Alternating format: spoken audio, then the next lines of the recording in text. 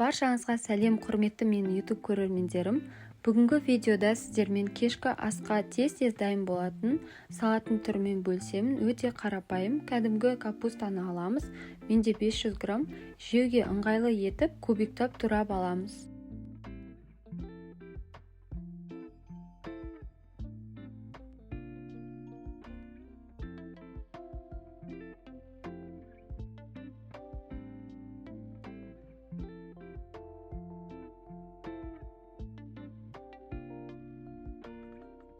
Ендігі кезекте сәбізді үккіштен өткізіп аламыз. Соломка етіп, менде бұл жерде 100 грамм шығатын сәбіз. Былайша көз мөлшермен өлшеп ала берсеңіздер де болады.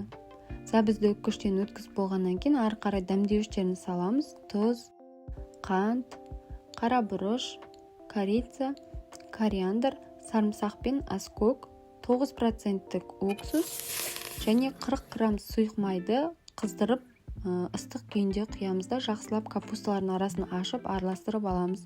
Ендігі кезекте бір қызанақты аламыз. Менде 200 грамм шығатын қызанақты алдым. Ыңғайлы етіп турап аламыз. Салатқа қосып араластырамыз. Осымен салатымыз дайын.